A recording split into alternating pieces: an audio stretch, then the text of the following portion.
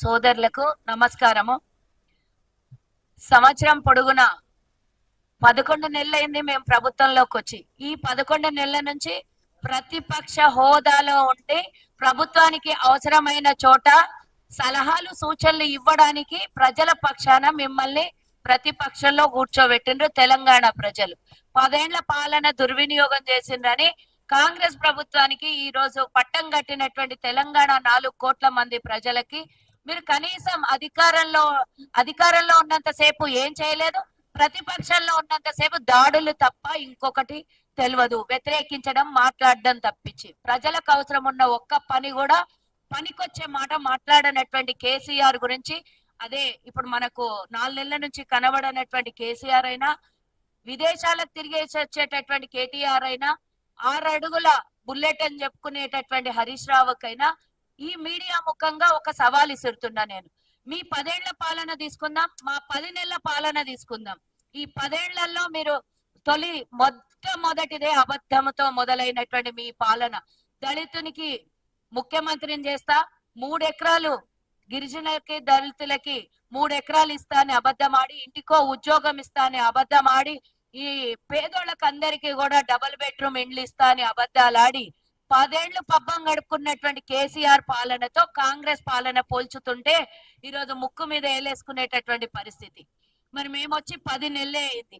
ఆ 10 నెలల్లో మీ కళ్ళకు కనబడతలేదా మేము చేసినటువంటి అభివృద్ధి?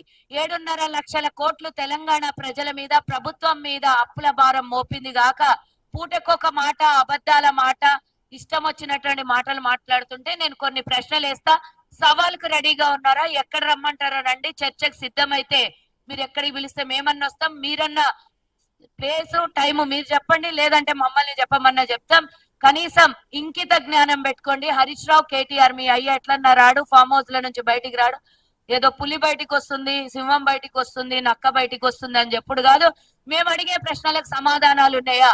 10 ఏళ్లలో ఎవ్వరు కూడా దేశంలో ఎక్కడ కూడా చెయ్యనటువంటి అభివృద్ధి ఈ రోజు కాంగ్రెస్ తెలంగాణలో ముంచి కూర్చోబెట్టి కుక్కలు చింపిన ఇస్తరాకు చేసి అప్పుల పాలు చేసినటువంటి తెలంగాణని ఈరోజు సరిదిద్దుకుంటూ రూపాయి పోగేసి ఇచ్చినటువంటి హామీల్ని ప్రతి నిత్యం అనునిత్యం మా ముఖ్యమంత్రి, మంత్రి మండలి పూర్తి స్థాయిలో పనిచేసి 24 గంటల్లో 14 నుంచి 16 గంటలు మా మంత్రివర్గం పనిచేస్తోంది.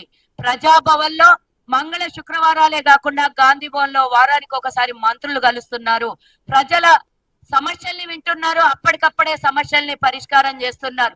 ఇన్ని విధాల కాంగ్రెస్ ప్రభుత్వం దూసుకెళ్లి ప్రజల పక్షాన పనిచేస్తుంటే నోళ్లు ఉన్నాయి కదా, నాలుకకు నరం లేదు కదా అని ఇష్టం వచ్చినట్లు మాట్లాడుతుంటే ఈ 10 నెలల పాలనలో ఎవ్వరు కూడా దేశంలో ఏ రాష్ట్రం కూడా 55,000 ఉద్యోగాల్ని వేయలేదు. మేము వచ్చిన ఎంబడే 100 రోజుల్లో ఉద్యోగాల్ని మొదలు పెడితే ఇప్పటి వరకు ఉద్యోగాల జాతర చేస్తోంది కాంగ్రెస్ ప్రభుత్వం. ఈ రోజు ఎవ్వరు కూడా డిఎస్సి 11,000 డిఎస్సి చరిత్రలో మీరు గతంలో 10 ఏళ్ళు ఒక్క డిఎస్సి అయ్యలేదు. మేము వచ్చినటువంటి 10 నెలల్లోనే 11,000 ఉద్యోగాల్ని కల్పిస్తూ డిఎస్సి ఉద్యోగాల పోస్టుల్ని భర్తీ చేసినాం. కులగణన గురించి రోజు రెచ్చగొట్టి ప్రజల్ని ఇంటికి వస్తుంటే ఎవరైతే అధికారులు ఇంటికి వచ్చి కులగణన గురించి మీ దగ్గర వివరాలు సేకరిస్తుంటే వాళ్ళ మీద వ్యతిరేకంగా ప్రయోగం చేయమని మీ దరిద్రం పాలనలో చేసిన తప్పిదాలు కాకుండా మీరు జనగణన చేసిండ్రు. అదేడున్నది ఇంతవరకు దాని లెక్కలేదు, పత్రం లేదు. దాని మీద ఖర్చు చేసినటువంటి డబ్బు కోసమన్నా కనీసం దాని డేటా ఇయ్యలేదు. ఈ రోజు మా ప్రభుత్వం ముందుకెళ్లి కులగణన, ఈ కులగణన గురించి అవగాహన లేకుండా అసలు రెచ్చగొట్టే విధానం. ఈ కులగణన ఎందుకు చేస్తున్నాం? కులగణన చేస్తే తెలంగాణలో అట్టడుగులో ఉన్నటువంటి ఆర్థిక ఇబ్బందులు, బిపిఎల్ లెవెల్ కన్నా కింది స్థాయిలో ఉన్నటువంటి అందరికీ కూడా ప్రభుత్వ ఫలాల్ని దక్కాలని ప్రభుత్వం ముందుకెళ్తుంటే, అందరి కులగణన చేస్తుంటే ప్రతి కులానికి చెందాల్సినటువంటి ప్రభుత్వ ఫలాలని రాజకీయంగా, సామాజికంగా, ఆర్థికంగా బాగుపడాలని అన్ని విధాల ప్రభుత్వం దూసుకెళ్తుంటే దాని మీద చర్చలు మీరు చెయ్యలేదు, చేసినోనికి చెయ్యనియ్యరు. ఇది 1931లో అప్పుడెప్పుడో బ్రిటిష్ వాడు ఉన్నప్పుడు కులగణన చేసింది. తర్వాత 90 ఏళ్ల తర్వాత 92, 93 సంవత్సరాల తర్వాత కాంగ్రెస్ ప్రభుత్వం ఏర్పడగానే దేశంలోనే ఎవ్వరూ చేయనంత ఈ రోజు కాంగ్రెస్ ప్రభుత్వం డబ్బుకు కొరత ఉన్న, ఆర్థిక ఇబ్బందులున్నా, ట్రెజరీలో రూపాయి లేకున్నా కూడా ధైర్యంతో ప్రజల ఆశీర్వాదంతో ముందుకెళ్తున్న కాంగ్రెస్ ప్రభుత్వం ఈరోజు కులగణన చేపట్టింది.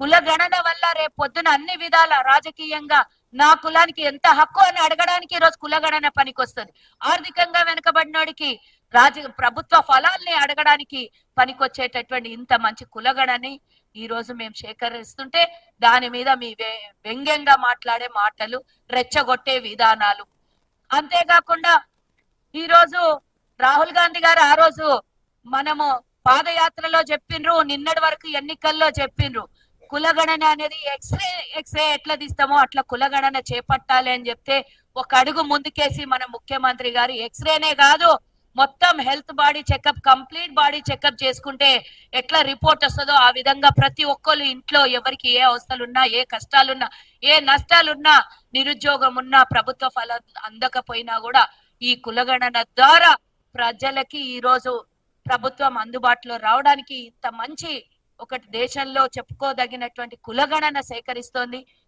ఇదేమన్నా మీరు చర్చకు సిద్ధమా అని అడుగుతున్నా. అవసరమైతే నేను ఇంత వివరంగా చెప్తున్నా, మీరు చర్చకు రండి అని అడుగుతున్నా.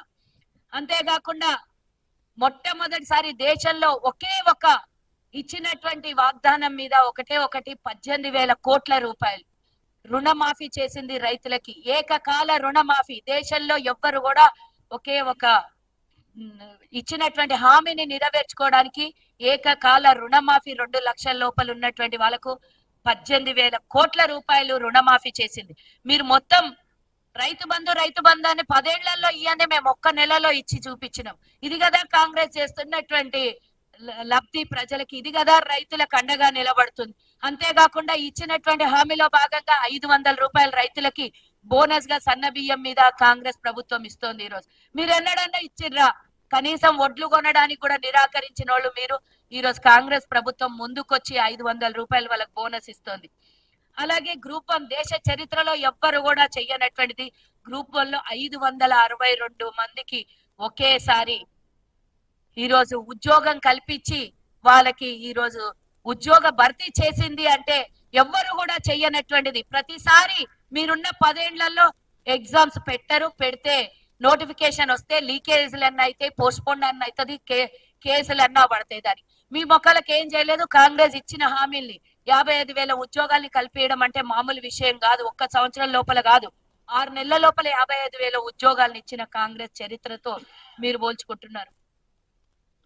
మేము ఇచ్చినటువంటిది మహిళలకు అండగా నిలబడి కాంగ్రెస్ ప్రభుత్వం రాగానే ఒకటి రక్షణ ప్రభుత్వం ద్వారా మహిళలకి రక్షణతో పాటు సేఫ్ జర్నీ 1,30,000 మంది ఈ రోజు వరకు, 1,30,00,000 మంది ఈ రోజు వరకు మహిళలు బస్సు ప్రయాణం చేసి ఈ రోజు ఆర్టీసీ నష్టాల్లో ఉండి మనం చూసినాం. ఆ రోజు 50 మంది ఆర్టీసీ కార్మికులు చచ్చిపోయిన, వేతనాలు పెంచమని, ఆర్టీసీని ప్రభుత్వంలో విలీనం చేయమని రకరకాలుగా ఉద్యమాలు చేస్తే ఆ రోజు ఆర్టీసీ ఉద్యోగస్తులు చచ్చిపోయినటువంటి దాఖలాలు, వాళ్ళు చనిపోయిన దాని మీద ప్రగతి భవన్ లో కూర్చొని బిర్యానీ పెట్టినటువంటి కేసీఆర్.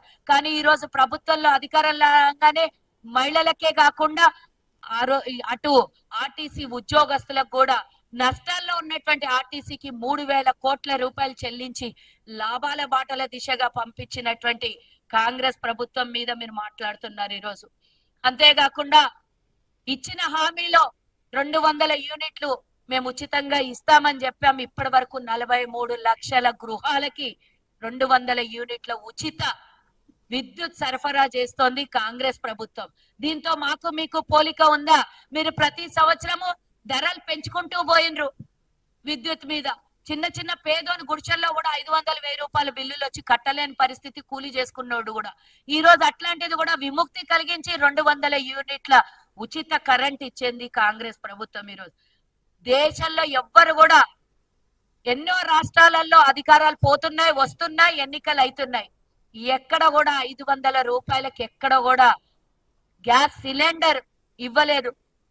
కేంద్ర ప్రభుత్వం దగ్గర మేము 1000 రూపాయలకు సిలిండర్ ని, 1200లకు సిలిండర్ ని కొని 500 రూపాయలు ప్రభుత్వం మీద భారం వేసుకొని ప్రజలకి అనుకూలంగా ఇచ్చినటువంటి వాగ్దానాల్ని నెరవేర్చడం కోసం ఈ రోజు మేము 500 రూపాయలకు సిలిండర్ ని అందజేస్తున్నాం.